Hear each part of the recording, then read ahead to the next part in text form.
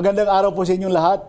Welcome po sa Kabuhayan at Negosyo, ang programang patuloy na nagbibigay inspirasyon at kaalaman sa mundo ng pagninegosyo at pag-unlad.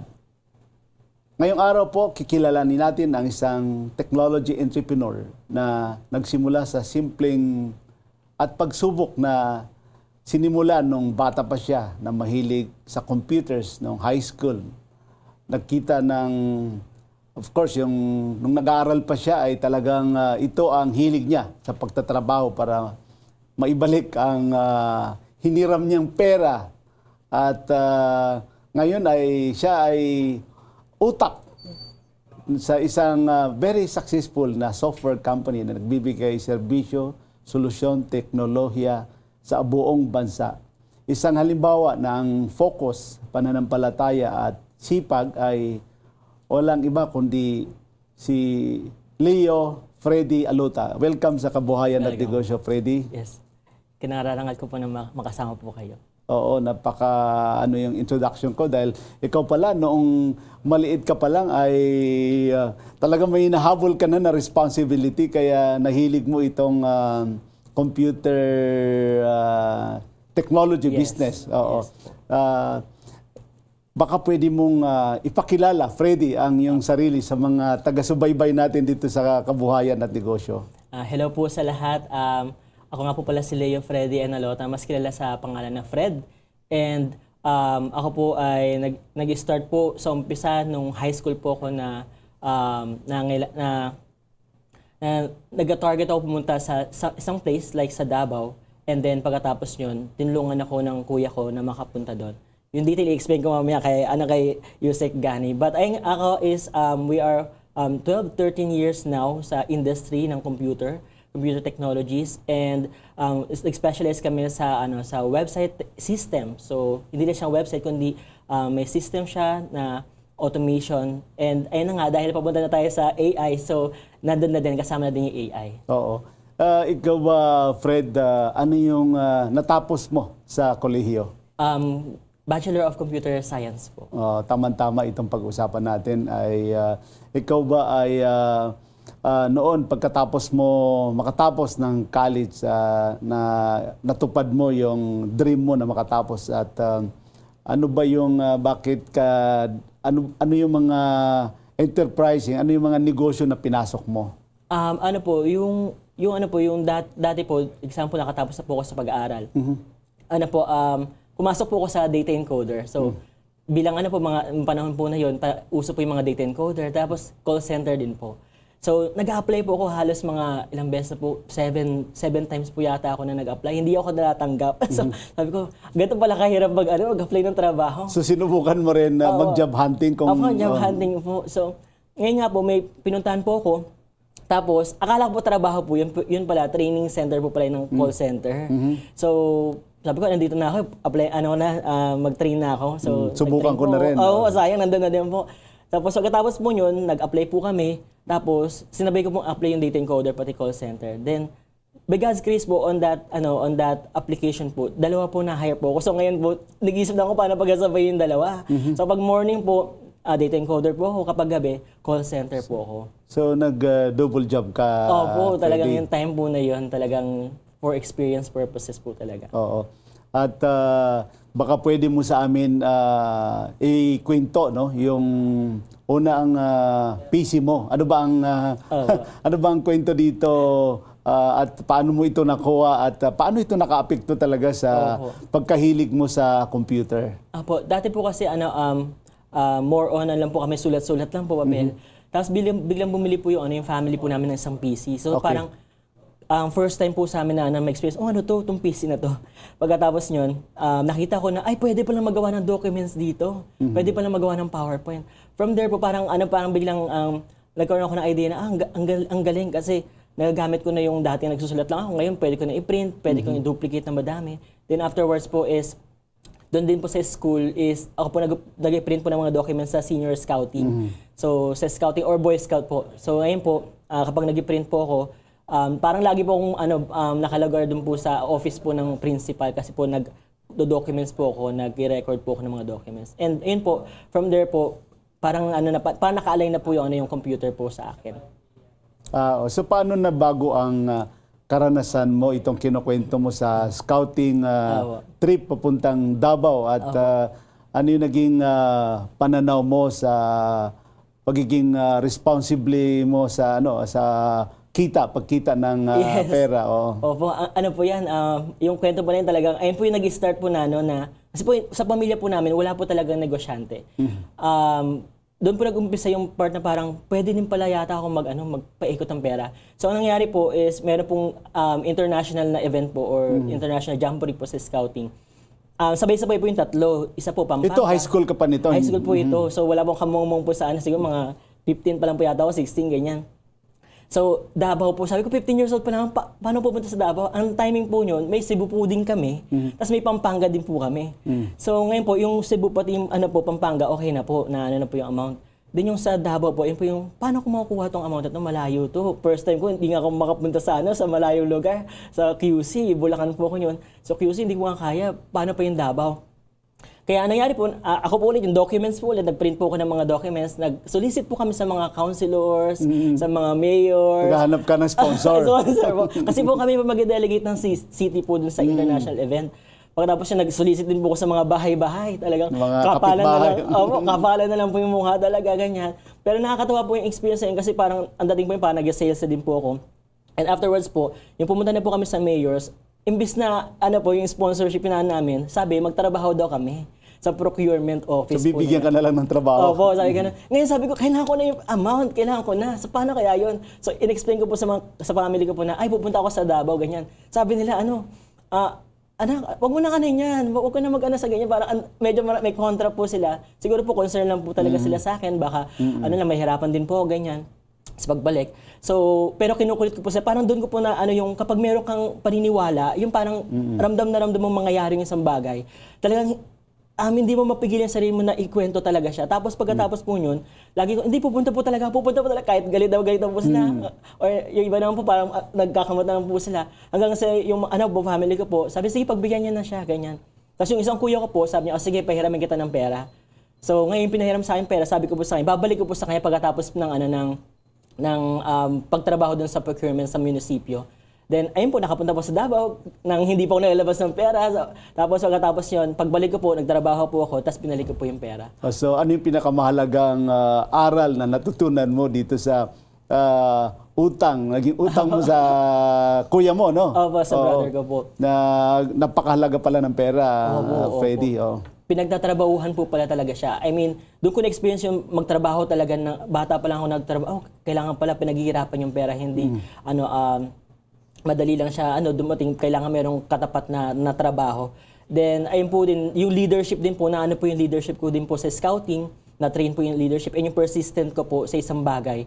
So, which is until now po, na-apply pa rin po natin, na natutunan po natin doon. Oo, sa yung isa't kalahating taon na panahon na nag-iisip ka, ano ba yung mga sandaling lalo mo na pagtibay ng siyempre, yung pananampalataya mo rin dahil yun ang purpose nyo, di ba? So ano yung talagang naging conclusion mo?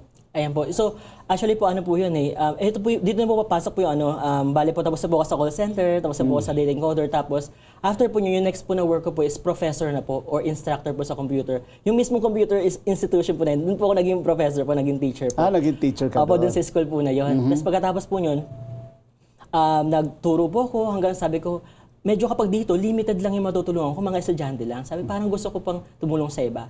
Tapos nag-pray din po kay Lord, Lord, gusto po sana, Lord, na magkaroon ng maraming oras para makapaglingkod sa inyo. And of course, kapag nakapaglingkod po tayo kay Lord, naglilingkod na din po tayo sa sambayan po, parang ganun po. So, nag-pray po kay Lord, then pagkatapos nag-open po siya ng first venture ko po. Ayun po yung first venture, ayun po yung marami po kami. So, 2010 to 2016 po yun. And from 6 years po na yun, marami pong mga natutunan na kunwari po sa pag-handle ng tao, na kapag ikaw nag-train po ng tao, yung masakit po ng katotohanan, pwede po tayong iwanan nung na-train po natin. Imagine po natin kapag nag-train po ng 3 years, 5 years talagang, yung emotionally attached po tayo doon sa tao na na binigay mo po yung po sa kanila mga ideas. Pagkatapos yung possible pala na umalis din sila. So, yung time po na yun, hindi ko din po sila masisisi kasi po, baka po kung ako din po sa kalagayan nila, baka hindi din po nila kayanin yung struggle po na nangyari po ng first venture po. Then from there po, Ano ba yung unang klaseng negosyo na inumpisa nyo noong 2010? Itong kinukwento mo na 6 years. Parang ano siya, more on supplements po siya. So anong naging experience mo doon sa partnership mo na yun sa mga... Yung mga na-experience ko po is, yung teamwork, pagkatapos yun, and also yung yung emotion po na na attachment ko po sa kanila. Na tinrin mo sila. O, tinrin ko po sila. Tapos, ay nga po, yung mali ko po kasi, medyo emotionally attached ako. Kaya kapag umalis sila, tinatawagan ko pa sa, hindi, kaya natin ito. Parang naiiyak-iyak pa ako sa kabilang linya. Pero sabi ko, parang may mali. Parang hindi dapat ganito yung situation. Ayun po yung first venture Ano po. ba yun? Nagkaroon kayo ng problema sa nyo? Cash flow nyo? Oh, yes po. Lumabas po yung puro labas po yung amount po namin hanggang so, hindi nyo nabantayan masyado? Nabantayan po. At the same time po, yung professor po ako nung time na yon. So parang habang nag-work po ako, sinasabay ko po yung first venture na yon. Tapos pagkatapos po yun, nag-resign po ako. So, bago po ako mag-resign po sa school po, as professor po, sabi ko po kay Lord, ayun po, kapag ma-close ko yung deal na to, so eto na po yung tumatawid na po ako sa business mo. From corporate to sa business mo. Kapag ma-close ko po yung deal na to, Lord. So, at the same time, ito, nagtuturo ka pa nito? Nagtuturo po ako. Dito na po na ipag-usap kay Lord. Papatransition na po ako. Kasi po usually po sa corporate, medyo mahirap po maka-transition po eh. So sa akin, ito po yung transition ko po. Parang pinapanganak po, no? Ang hirap po yung moment ng papanganak. So parang ganun po yung nangyari. So nag-transition po kami. Pagkatapos yun, ma-close ko po yung deal na to, Lord, mag-resign ako. Ang nangyari po, na-close ko po yung deal na yun. Sabi ko, kailangan ko na mag-resign kasi sinunod ginawa ni Lord. Ano bang deal na ito? Ayun po yung una po namin project po sa website po yun. Website. Opo, yung website po nag-create po kami ng Malaki website. ba ito na project para sa'yo? Ano ba naman po, kahit paano po, okay naman din po siya. Tapos po, ayun po, yung close deal po siya, doon na po ako nag-resign. So pagka-resign so ko talagang tumutok ka na dito sa tumutok na po ako. negosyo. Pero yung pagtutok ko po, ang tutok ko po yung sa first venture po, hindi pa po doon sa second venture, which is ayun po yung software company. Si software company yung website na ito. po na po. So ano naman yung nagtulak sa'yo rito magsimula itong software company? Pangalawa na... Pangalawa po na ito na venture. Ano po siya, sabay po siya nung first venture po nangyari. Pero yung focus ko po nandun sa kabila. Kasi po dahil po computer science po yung ko po. Yung kuya ko po, panganay po namin, computer technician. Yung pangalawa po is computer engineering. Sabi ko, wala pong computer science. Ako na lang computer science, kaya po parang... So, nung una, hindi ka masyadong nakatutok sa negosyo? Sa first venture po. So ano nangyari? Ano naging resulta naman? Maganda ba or hindi maganda yung unang venture mo? Sa unang venture po, hindi siya naging yun po, kulang po yung puro palabas po. Tapos yung second venture po, hindi ko po siya pinapansin. Hindi po ako nakafocus po sa kanya. Kaya po, ang nangyari po, pero ang maganda po sa software company po is monthly po siyang nagbibigay ng income, pero hindi ko po siya pinapansin. Para pong shiny syndrome po na tinatawag po kapag may makita maganda. Hindi ka nakafocus. Ay, maganda yata, ito gagawin ko. Ay, parang maganda din to, ito gagawin. Yun po yung nangyari po sa akin. Pero ang maganda po yun, dire-diretso po yung software company. Doon nga po yung yung dumating po sa point na nag-ano na po ako dun sa 2016 na first venture, tapos sinabay ko po yung isa pong learning center naman po siya. So 1 year lang po ako doon kasi po yung 1 year po na yun, napanood ko na po yung kasosyo Arvin. Yung sabi, focus on one. Sabi ko, focus on one. Kasi ang dami kong tinitingnan. Kaya po natutuwa po kasi sa mga so doon ka na talaga tumutok? Doon na po sabi ko, kailangan ko na i-let go to. Kasi kailangan mag-focus. So yung nag-let go po ko yun, ayun po yung 1.5 years po, or 1 year and 6 months po. 1 year and 6 months po. Ayun po yung nag-down na po yung first venture. So talagang down na down po ko yung time na yon. Talagang sabi ko sa partner ko po, kasi sa lahat po na umalis po sa grupo po namin, may natira pong isa. At yung po natira po na yung isa na yun, siya pinagtiwala sa akin. Sabi ko, babalik na lang ako sa corporate world. Sabi niya, huwag kang bumalik sa corporate world. Kasi pag bumalik ka, paano natin mapapatunayan na talagang maganda talaga yung business, yung tinatahak natin. So nag-agree po kami. Pero pa lang po, wala pa po kami relationship nung isang na po yun. Tapos, siya po yung nagtatrabaho, tapos ako po yung nag-iisip about sa business po. Yung plano po namin. Hanggang sa dumating sa point, siya po is parang kapag nag-abide... So malaki talaga rin yung natutunan mo doon sa mga payo ni Kasosyong Arvin sa cash flow. Tapos pagkatapos po yun, yung babae po na yun, so dumating sa point po na kapag dumadaan po siya sa Ortigas, ano po, parang sinisipa na po niya yung lata. Ibig sabihin po parang, yung pagsahod niya po, binababayad niya po sa renta, sa office, sa small office po before.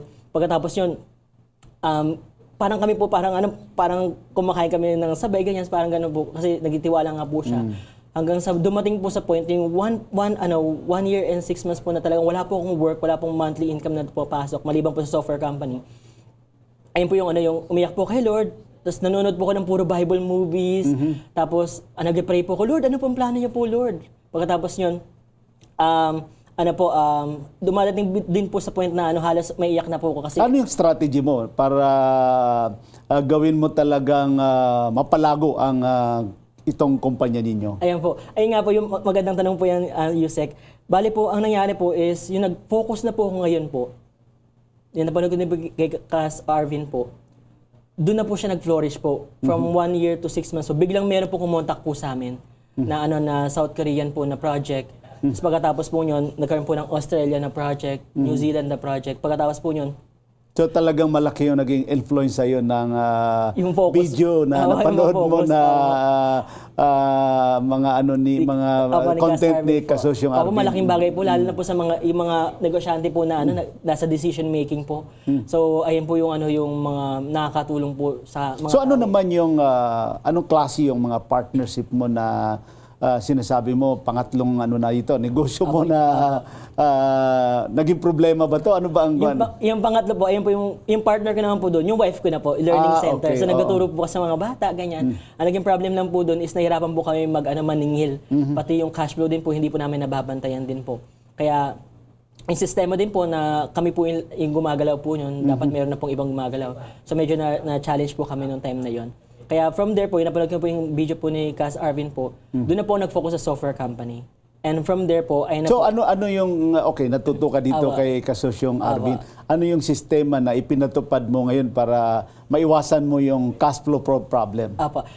Ganyan po ang ginagawa ko na po, yung per day ko po na ninenote ko na po yung ano po yung gastos ngayong araw. Dati po kasi walang ganun.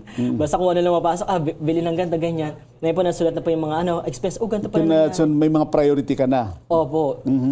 Yung budget po, kailangan po budget dito sa business, budget sa family, kailangan ma-separate. Opo. Ngayon po yung problem po or challenge po before kasi napagsasama po, kaya yung gastos ng pamilya or gastos sa pang-personal, nagagamit po yun sa business. So, paano mo ngayon sinusuri? Paano mo ngayon ini-evaluate yung mga potential na kasosyo mo kumpara noon? Ikaw ba ngayon maingat ka? Medyo maingat na po. Pero naman po, yung sa mga kaibigan ko naman po before, naman po until now, yung iba naman po, until now, kaibigan ko pa rin naman po sila. So, ay nga lang po, sa business nga lang po, hindi na po ganun detail po yung po namin. So, ayun po yung mga po namin is, yung sistema po namin is, more on, si wife po, siya po yung nakafocus po dun sa operations, tapos ako po yung more on sa research po, ganyan po. Ano yung mga trends sa software or technology na pinaka-exciting para sa iyo ngayon, Fred? Sa akin po, ngayon po, yung automation po, pati yung artificial intelligence po. Ayun po yung dalawa po. Paano ba nakikinabang ang mga maliliit na negosyo sa teknolohiya at dito sa pag-usapan natin na artificial intelligence? Yes po. Kasi po yung sa automation po, pati artificial intelligence po, yung trabaho po ng 5 tao, kaya pong gawin ng 1 tao. Yun po yung kagandahan po niya. At the same time, yung dati po, kunwari po yung tao, is kailangan niya po ng consultant po na na about sa mga letters or about sa mga documents or any brainstorming na partner. Usually po sa startup po kasi wala po silang nakakausap, wala po silang personal nakakausap. Yung kagandahan po ng artificial intelligence is, ayun po, pwede po natin kausapin sila as person po tayo, conversational. Then from there po, makukuha mo po yung yung idea po na brainstorm nyo po. And ikaw po yung magpa-finalize po kung ano pinaka-final message po. Or... Hindi ka ba kinakabahan na sa kalaunan ay maraming mawawala ng trabaho dahil sa artificial intelligence? Pero bago mo sagutin yan, Fred, mag-break muna tayo. Huwag po kayo alis. Magbabalik po ang Kabuhayan at Negosyo.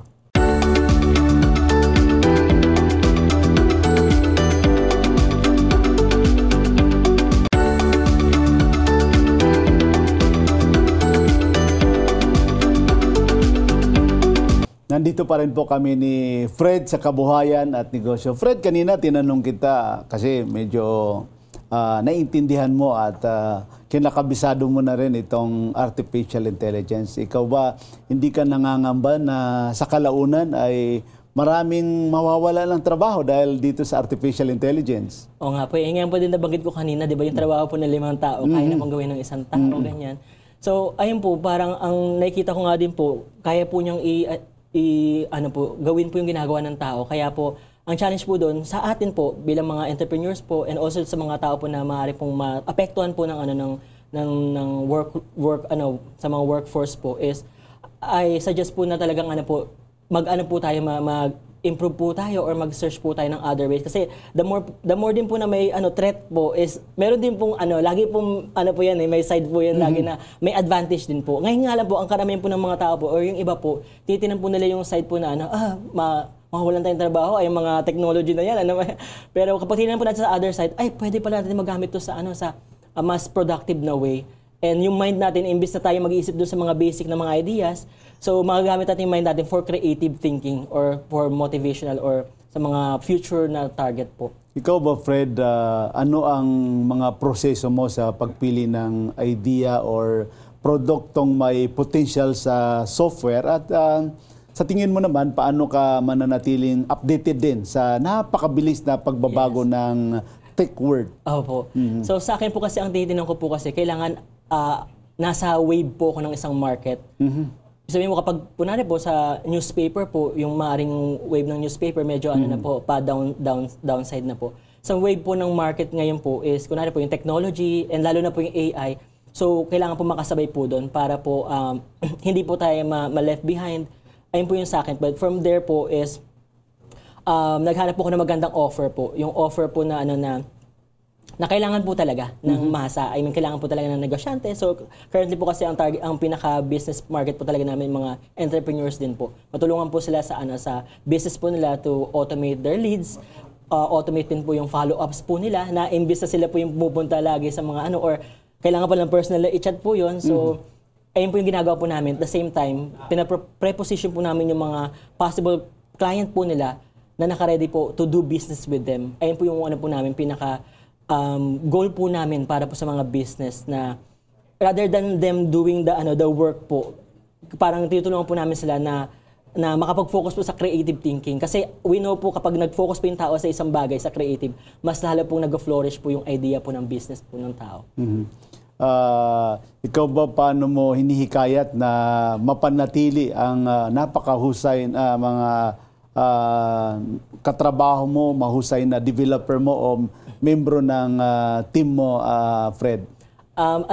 Siguro po dun po sa mga incentives po and the same time po, kasi po kapag kumukuha po ako ng mga part po ng mga projects, ganyan po, mga partners po sa developer po, I make sure po na mas magaling po sila sa akin. So parang, kasi naniniwala po ako na ganun po na kailangan yung mga tao na nakapaligid po sa atin, mas magaling po sa atin. Para po, meron po mangyaring brainstorming, tas magiging maganda yung outcome po ng ng venture po na target po ng grupo po. Sa dami ngayon ng mga tech company, ikaw ba ano yung uri ng kultura ang pinapangalagaan mo para sa kumpanya mo na naiiba sa mga ibang tech company? Sa amin po yung culture po namin parang I allow them to research. I allow them to have their own time to think. Kasi po hindi po sila parang robot na ito nang gagawin mo 8 to 5 ganyan. I allow them to have their spare time po sa kung ano pa po pwede pong ma-improve po. So usually po kapag ganun po, doon po nagkakaroon po ng idea. Uy, ang ganda ng idea na to ha. Buti na research mo yan ganyan. Tapos from there po, lalo po kami nag-dive po dun sa mga bagong trend po, technology po. So parang ang gusto po namin po kasi, we target na makapunta po kami dun sa mga blue ocean po na na area po. Yung wala pong masyadong mga competitors or wala pong competition kasi dahil una po nakapunta po dun sa area po na yun. Sa naging experience mo, no? Yung hindi talaga, yung come and go, yung mga katrabaho mo. Paano mo mini-mentor ang mga empleyado mo para sila ay umunlad din at of course hindi kanila iwanan, hindi sila umalis. Ayun po yung this time po kasi hindi na po ako emotionally attached po. So more on parang meron akong ginagawa po na SOPs po, parang meron kaming pattern po na kapag nagawa niya po ito, i-check po niya. Para kapag sinabi namin, uy, mali yung nagawa mo, hindi siya emotional. Bakit mali yung gawa ko? Kasi nakasulat dito, hindi mo nagawa tong target, ng task na to. Ito yung pinakaan natin parang benchmark natin. Okay. So hindi po siya parang nagpe-personal na kundi po ginagawa po nila yon na okay, mali pala ako. Kaya from there po, parang meron po kami clear standard po na hindi kami mag-clash po emotionally po. But continue pa rin po kami mag-jibe sa pinaka-venture po namin, target po namin. Sa mga natutunan mo sa cash flow advice ni Kasosyong Arvin, paano mo naman binabalansi ang pag-reinvest mo sa kinikita mo dito sa negosyo mo, Fred? Currently po ang ginagawa po namin more on sa research po. Doon po talaga yung focus po talaga, research po. And pagkatapos po yun, nag-invest din po kami sa mga technologies, new technologies po. More on sa business po yung yung investment po. But parang kanwari po kapag sa company po namin, pag merong idea na ganito, kapag related po sa business, so talagang talaga push forward po kami. And we try to make sure po na after a month or after a specific month po, kailangan meron po siyang babalik. Kasi pag hindi po, medyo ayun po yung magiging negative po yung outcome. Ikaw ba may ipapayo ka, Fred, na may bibigay sa mga negosyanteng, lalo na sa mga young entrepreneurs na gustong magpalago ng hindi nawawalaan ng control sa puhunan? Opo. Siguro may advice ko po sa mga young entrepreneurs po. So kapag naniniwala ka sa isang bagay, so as long na nararamdaman mo naka-align siya sa prinsipyo mo, sa values mo, so maganda na i-push forward mo siya, yung ganong belief mo. Kasi kapag nawala po tayo dun sa picture, kunwari po, ang humahad lang po talaga kasi sa atin yung sarili natin . So kapag nakita po natin, tinanggal po natin yung sarili natin sa daanan, wala na po makakapigil sa atin. Parang yung limiting beliefs po natin. Kaya minsan po tayo may bumubulong po sa atin, hindi mo kaya yan. Naalala mo nung high school ka, ganito yung nangyari. Di ba, mali ka, ganyan. So, o yung elementary, ganito, mali. May ganun po mga boses po na kailangan po nating itanggalin para kapag natanggal po natin yon, wala po makakapigil po sa atin. So, ayun po yung parang, and also sa cash flow po, I suggest po na na kapag about sa business, they try their best po na talagang i-reinvest po yun. Hindi po kainin, kundi i-reinvest po talaga sa business. Kunwari po, example po, kapag meron ko pang deadline po na kunwari bayarin po ng internet, yung mga basic po na electricity, ganyan. Kung 31 po yung deadline po na yon, at nagme-message na po yung company naman naniningil na po ng 15, hindi po kami kagad nagabayad ng 15 po. Hinihintay po namin na 31 po. Doon po kami magabayad. Kasi po pwede pa pong mapaikot yung pera na yon. For that 15 days, marami pa pong pwede magawa yung pera po na yun. Pwede po maging empleyado po natin. Money works for us. Yung money po na yun, siya na po yung magtatrabaho po for 15 days. Baka in that specific span, baka po napaikot pa po siya at yung napaikot po, ayun po yung nabayad po doon. Ibig sabihin, na-maintain po, na-preserve po yung wealth po. Oo, tama yan, Fred. No? At ano ang pinakamalaking pagkakamaling dapat lalo na yung na-experience mo na dapat iwasan din ng mga first-time na negosyante, yung mga would-be entrepreneurs na gusto mong i-advise sa kanila na iwasan nila na experience mo? Yes. Sa akin po kasi, katulad mo na sinabi po ni Kas Arvin po, yung mag-start po sila sa core gift po nila. Yung core gift po is kung ano po yung bata po sila na ginagawa nila. Ay doon po sila mag-start. Kunwari po yung bata po kasi more on computer po yung nakahiligan ko po ganyan. So kaya until now po, yung lahat po ng training like yung data encoder, about computer pa rin po, yung call center, nasanay po magsalita, professor pa nasanay po din magsalita. Lahat po yun, wala pong tapon lahat. Kasi po yung iba po, ang nangyayari po, shiny syndrome po. Pag nakita nila to, ay gusto ko din yan. Ay, malaki kita ni ganda, puwede ng ganyan. Pero ang nangyayari po kasi, ang cost po kasi yun, is yung oras, hindi na po natin mababalik yung oras. Kaya po, I suggest kapag meron po silang gustong gawin, make sure po na naka-align po yung sa gusto po nila, sa values po nila, sa prinsipyo po nila. At mahal na, love po nila, gustong-gusto po talaga yung ginagawa nila. Kasi kapag magkaroon po ng mga trials, still lalaban pa rin po kasi gustong-gusto po nila yung isang bagay na yon.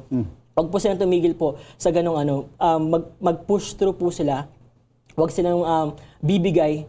And ayun po, magtiwala lang po sa sarili po nila. At also sa grace po ni Lord po. Oo. At mga ka-intrip, mga kasosyo, wag po kayo alis, pagbabalik po ang Kabuhayan at Negosyo.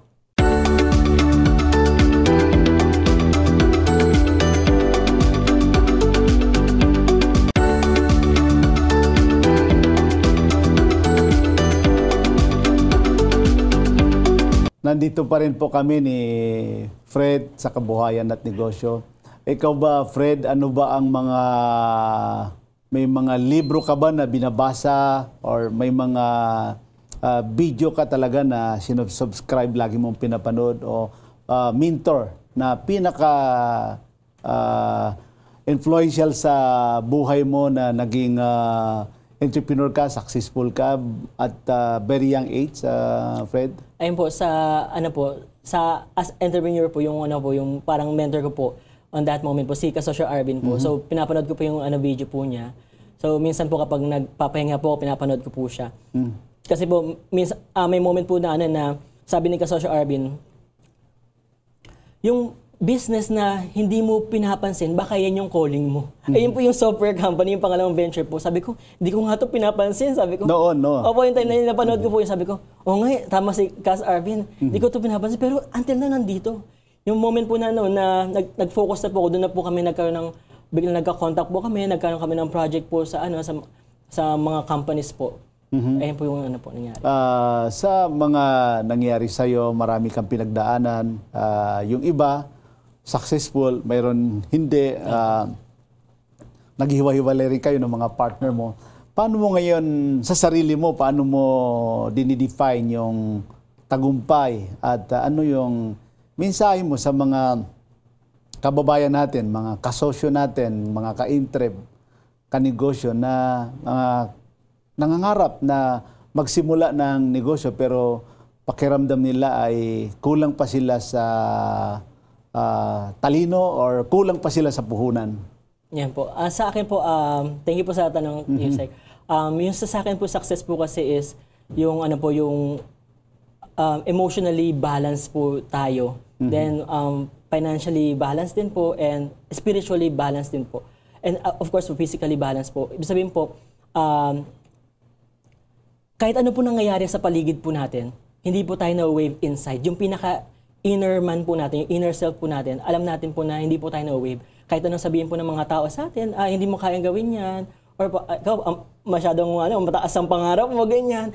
So, kahit ang dami po sinasabi, lalo po, kapag narinig po, sa akin po, sa side ko po, pag lalo po natin narinig po yung mga bagay na, lalo po tayo dapat tumitibay.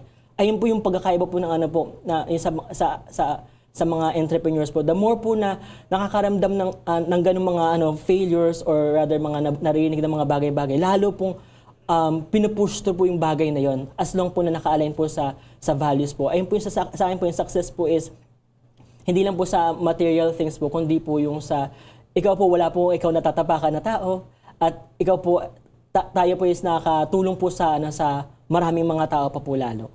At tungkol naman sa kumpanya mo, ano ba yung mga target na market mo at syempre siguro imbitahin mo na rin yung mga kasosyo natin dito, mga kanegosyo natin kung paano nila matatagpuan si Ka Freddy. Yung website mo maybe at ano yung in-envision mo rin sa kumpanya mo in the next 5 to 10 years? Opo. Masabi ko lang po is kung gusto niyo pong makita yung website po namin, pwede pong i-check po, type niyo lang po sa Google, Joshua Core Web Development. Then makikita niyo po yung website po namin. So pwede po kayo mag-contact. And yung mga usually po talaga ang po namin is mga contractors po. So currently po engineering procurement contractors. Hindi ito yung mga flood control contractor. Hindi naman po. More on po sa engineering po, more on sa constructions, ganyan po. And also non-profit organizations po, like churches, ganyan po. Ayan po yung mga, po namin, mga pinagsisilbihan po namin. And of course, ayun po, pwede po lang i-check po yun. Yung website po, pwede po lang kaming kontakin. Tapos po, ayun po yung binibigay po namin na is, we help them build websites. Ano yung website nyo? Joshua Core Web Development Services po, parang Joshua Core Web Development po. Kapag tinay po lang sa Google po, may kita po nila yung .com. Po. Ayun po yung website po namin po. So, paano mo ini-envision? Ano ba yung nakikita mo itong Joshua company mo in the next 5 to 10 years, Fred? Nakikita ko po yung Joshua Core po na yung mga businesses po, entrepreneurs po, is lahat po sila parang magiging appliance po siya, parang magiging siyang usual na gamit po sa bahay, yung website po. Yung lahat po is merong fair fight in the online industry, or I mean yung presence po nila sa online is mapapalaganap din po nila yung information nila. Hindi lang po locally, but also internationally po. Ayun po yung vision po namin. Matulungan po namin sila to have their own website system na habang nag-start po sila is nagagawa po nila yung mga bagay na more on gusto po nilang gawin. Like creative thinking po, like sa business po nila. May maipapayo ka ba sa mga katulad mo na mga kabataan na gusto rin na magnegosyo na medyo natatakot pa sila, Fred? Ano po, ganda po ng sinabi yung Cas Arvin po is start on what you have po. Kung ano po meron po siya nakikita, o kung ano po nakikita po ninyo sa bahay ninyo, doon po tayo mag-start, doon po kayo mag-start. So kasi minsan ng mga tao, tinitingnan nila, ay hindi ko pa kasi kayang gawin yan kasi bata pa ako. Ay hindi ko pa kasi kayang gawin yan kasi wala akong puhunan. Walang puhunan. Hindi ko din kayang gawin yan kasi wala pa akong mga technology, mga ganyan. Siya nagagawa niya kasi usually po yung mga tao po, kapag ganun po yung nangyayari, napaparalyze po sila. Hindi po sila nakaka-move forward, hindi po sila nakaka-take ng action. But pag nalaman po natin na kung ano po meron po tayo at napagkatulaan po tayo sa maliit na bagay, sa mga pagkakataon din po sa malaking bagay. Kaya po, kung ano po nakita po nila sa bahay po nila, kung ano po nakikita niyo po sa bahay niyo po, so doon po kayo mag-start. And from there po, kung ano pong pwede niyo pong magamit or kung ano po yung core gift niyo po. Kung nag-gusto kayo, nagtatahi, or kung computer din yung ano nyo, or sa gadgets, or content creation. So, kung ano meron kayo, doon kayo mag-start. And from there, makikita mo, hindi mo man makita yung pinakamalayo kagad, pero makikita mo yung stairways papunta doon sa pangarap mo. Baka may parting words ka, Fred, sa mga kasosyo natin, mga kanegosyo natin. Last parting words? Last parting words. So, ang last parting words po is, kung nasan ka man ngayon, ikaw as an entrepreneur, sinasabi ko sa iyo na you're doing your good job. Okay? Huwag kang titigil, huwag kang susuko. Tandaan mo, meron din mga taong dumaan din sa pinagdadaanan mo. So maaaring ngayon wala ka pang kausap, so kaya maganda na pwede ka din maghanap ng mga grupo. Like yung kay Kasosyo Arvin, mga grupo na susuporta sa'yo at nakakaintindi sa'yo. At laban lang at kapag naniwala ka sa sarili mo, wala na makakahadlang sa'yo. Oo. Ngayon ba may mga partner ka pa rin, Fred, o talagang kayo na lang? Currently pa kami, dalawa pa ng wife ko, then more on project-based na po kami. More on project-based, oo. Maraming salamat sa iyo, Fred. Thank you din po sa inyo lahat. Sa pagbabahagi ninyo ng mga kwento ninyo at mahalagang aral sa aming taga-subaybay. Tunay na nakaka-inspire ang iyong paglalakbay mula sa simpleng pangarap hanggang sa pagtatayo ng isang matagumpay na software company na nagbibigay pag-asa at oportunidad sa maraming kababayan natin. Sa ating pong mga manunood, naway naudyokan kayo ng simulan ang sarili niyong pangarap sa negosyo man o sa patuloy na paglinang ng inyong talento at kakayahan. Ako po si Gani Makatuman, nagpapaalam at taus-pusong nagpapasalamat na patuloy po natin suportahan ng mga lokal na negosyo at kabuhayan. Para po sa mga hindi nakapanood ng nakaraang episodes natin, maaari nyo pong balikan ang YouTube channel ko na Gani Makatuman at Facebook page Gani Makatuman Kabuhayan at Negosyo. Huwag po natin kalimutan mag-like, subscribe at i-follow na rin natin sa mga bagong episodes at mga updates. We at Kabuhayan at Negosyo are one with the government in our commitment to help Filipino entrepreneurs improve their lives. Lagi po nating tatandaan, kahit anumang sakuna, kahit anumang problema, kayang-kaya natin. Maraming salamat po.